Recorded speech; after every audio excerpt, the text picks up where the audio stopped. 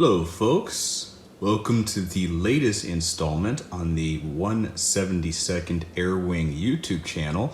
I want to take a moment here and, at the risk of sounding repetitive, offer my sincere thanks to the community of fellow aviation fans out there for making your comments and your voices heard. We are now up to 55 subscribers on the channel, so I want to again offer my thank you to showing your support.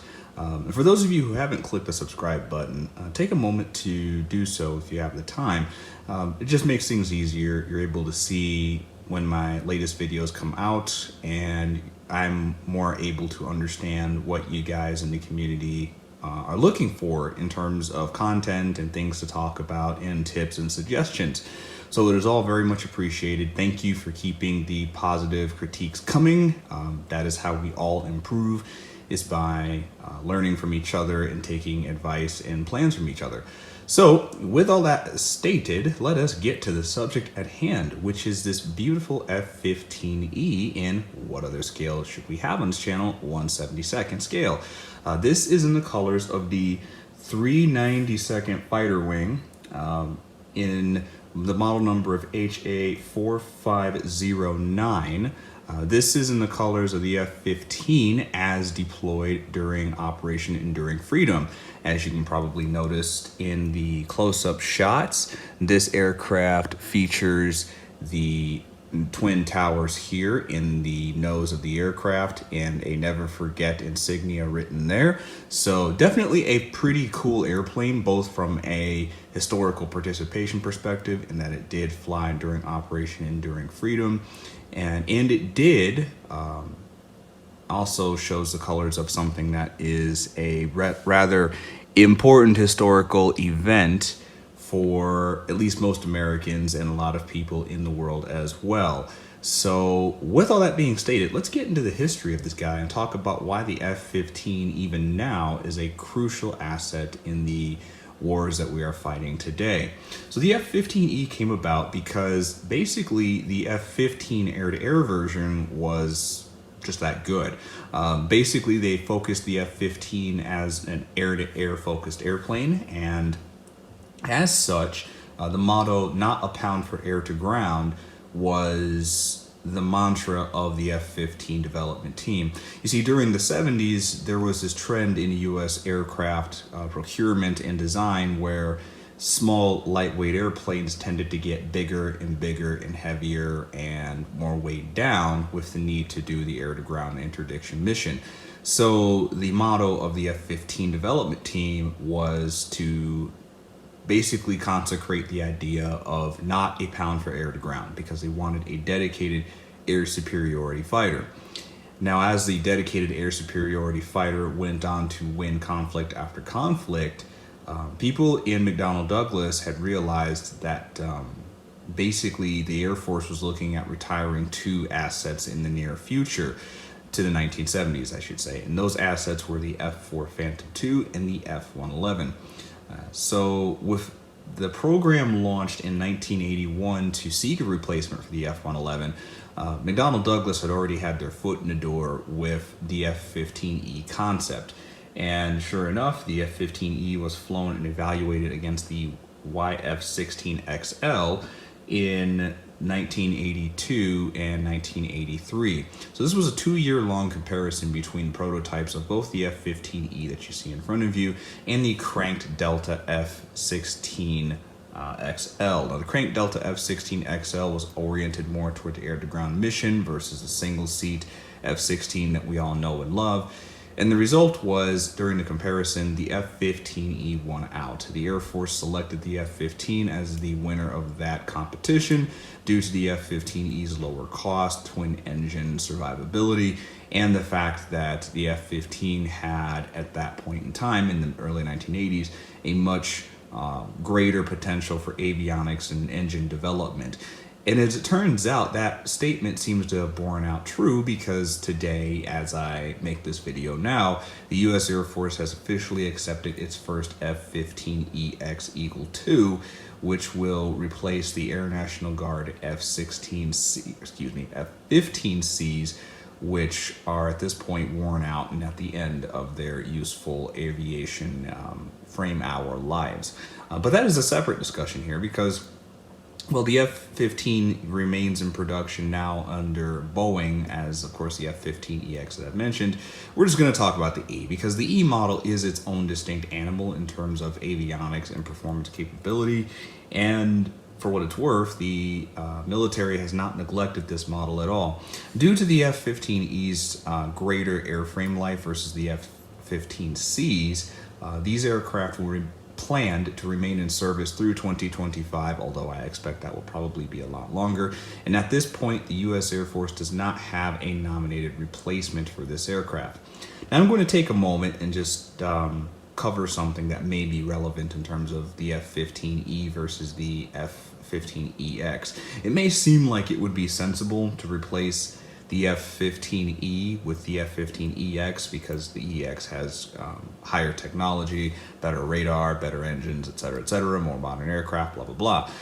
But we have to remember here that the Air Force has already got a fleet of perfectly functional F-15Es, and these aircraft have airframes that are slated to still be flyable through 2025.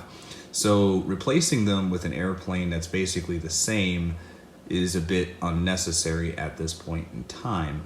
Further, the objective of the F-15EX was to resolve a financial issue with maintaining the F-15Cs. See, the older F-15Cs are, of course, at the end of their lives in terms of airframe hours and avionics, and upgrading and repairing those aircraft would cost tens of billions of dollars. So the choice is to either buy brand new F-15EXs to replace those F-15Cs, and the Air Force spends the same amount of money but gets brand new, longer lasting airplanes, or they can put more money into the old airplanes that are still functional but are heavily worn out. As anyone who has ever driven a car, over 200,000 miles can attest to, there comes a point where maintaining the old equipment just costs more money than it's realistically wise to put into it. And then it's just a better opportunity to take that money and use it to order something new that will last you longer down the road. So that is what the Air Force is doing with the F-15EX, and I think it's a wise decision in terms of cost benefit compared to rebuilding the old F-15Cs and overhauling them and so forth, which is probably going to cost nearly as much money. Those aren't being used to replace the F-15E, which has its own dedicated mission and is programmed to fly through 2025. So this is why, at this point, in case you were wondering, the F-15EX is not replacing the F-15E in Air Force service. So the other interesting thing that's being developed for the F-15Es down the line is a program called ALSA. It's a DARPA acronym that basically stands for a microsatellite launcher. So the F-15 will be used as a launch platform for a microsatellite booster, which will just go on the bottom of the airplane, kind of in the belly, more or less underneath all this stuff. And that will be used to launch a satellite into orbit. So the F-15C was used once to shoot down a satellite. Now technology has come full circle where we're able to use F-15Es to launch satellites instead, which is an amazing mark of the times, if nothing else. So, with the history recap, let's talk about the model a bit. The model number of this guy is HobbyMaster HA4509. This is an F-15E in 1/72nd scale. And again, it is in the colors of the 391st Fighter Squadron. Apologies if earlier in the video you heard me say 392nd, it's 391st. And the squadron nickname is called the Bold Tigers. So definitely a cool airplane, cool squadron lineage. They used to fly F-111s before switching to the F-15E. So these folks have a long record of contributing to the U.S. national security and defense thereof. And I have to say that this is a pretty cool looking F-15. The up-close details are really good. They're well done on this model. The no-step areas are well marked. The insignia is clear to see. The various panel marks and small access panel component labels are really well molded, like some of the avionics bay kind of right here. These various items on the aircraft are well detailed. The slime lights, aka formation lights here, and on the tail are well done. The missiles are pretty decently formed. There could have been an opportunity, I suppose, for a little more detail on the AIM-120s. Maybe a couple of labels or a serial number or two might have helped, but ultimately it still pretty much works as a good model. And the squadron and wing insignias, the squadron insignia on the left side of the airplane facing this way, and the wing insignia on the right side of the airplane are well detailed. The radar warning receiver antennas, one there, and then of course one in this area. Those are also very nicely detailed. HobbyMaster even was able to incorporate the antenna, this radar warning antenna here on the back of the engine boom. So definitely nicely done. The landing gear has some good detail too. This isn't just an amorphous white blob like we have seen with the Corgi Jaguar I did a review on. Nicely detailed landing gear. They go on relatively easily. I'm glad to report that there are no tolerance issues of major note with this model. So you can put on and take off various items as you see fit. And you know, it's not going to, you don't need glue or to have to file stuff to get things to fit, which is always a good thing in my book. The slime lights again on the wings are nicely detailed. The anti-collision lights and running lights are also modeled really well. And right now I have the airplane in kind of like an air-to-air, I guess, training configuration, so I don't have any bombs mounted, but you do get a full set of air-to-ground ordnance, which will just plug in on the slots here all along the conformal fuel tank area. Do be advised that if you do decide to display your F-15 without the air-to-ground weapons mounted, you're going to see a little, you're just going to see a little hole where that molds in and it just fits in there. I personally am not bothered by that, but it is something to bear in mind when you are considering purchasing this. If you do want to display it without the weapons modeled, there will be a gap there because that's how, of course, the air-to-ground ordnance is attached.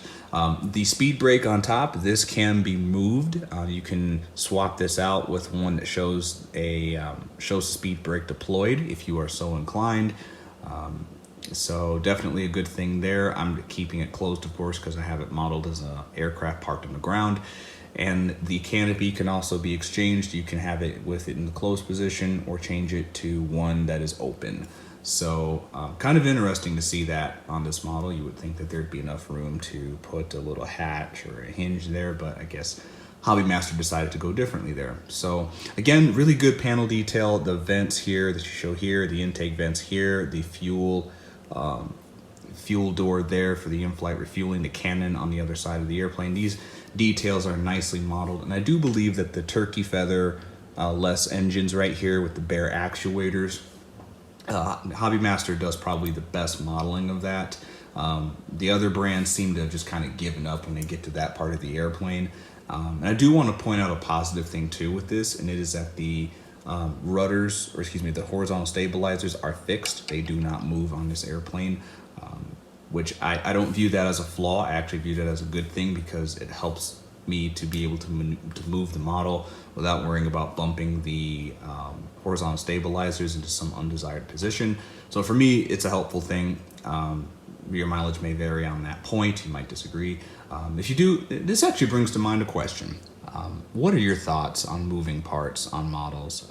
Feel free to plug in your thoughts in the comment section below. I'd like to hear what other people think about moving rudders, moving horizontal stabilizers and things like that. Personally, I could take it or leave it as long as the model is accurately displayed, cast, and painted.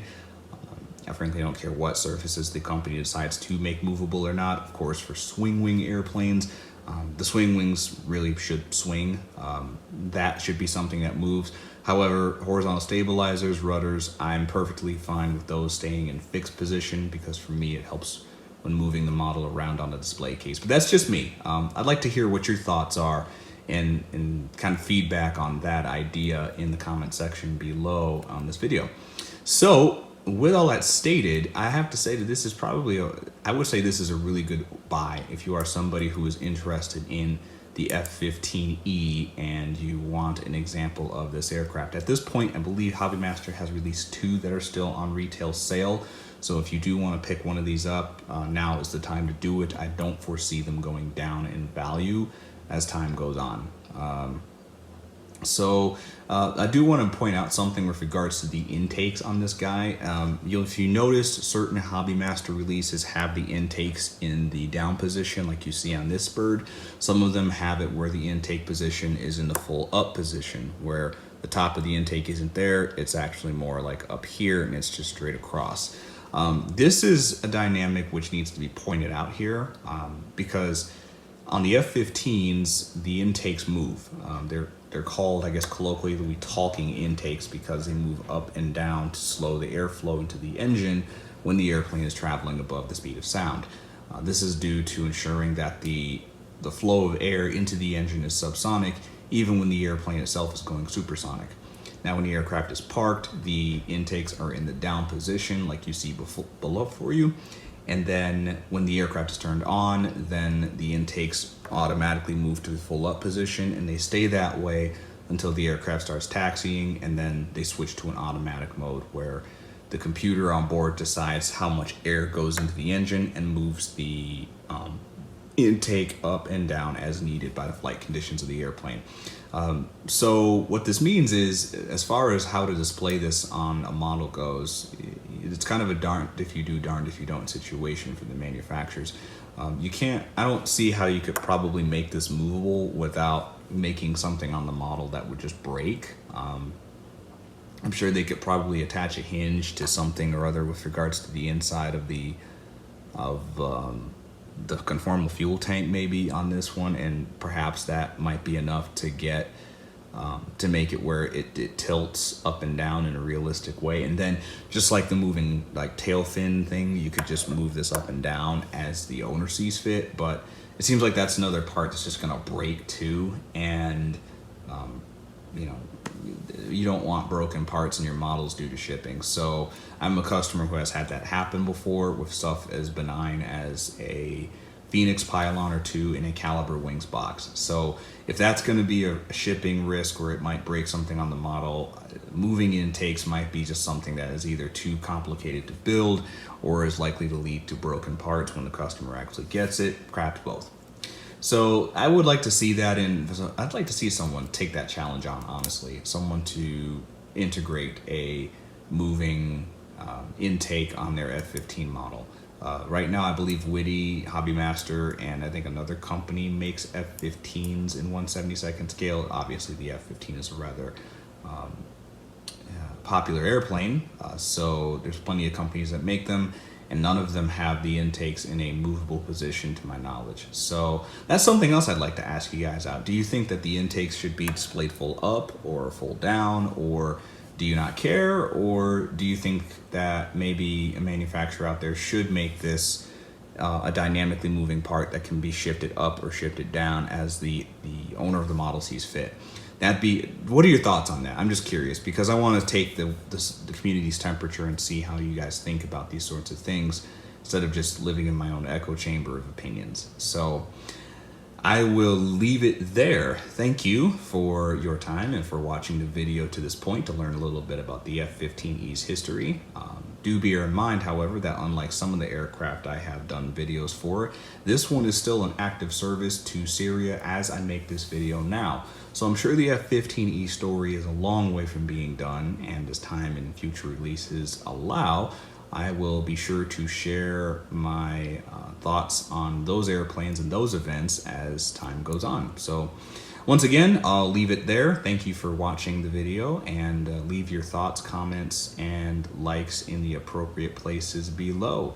Thanks for watching.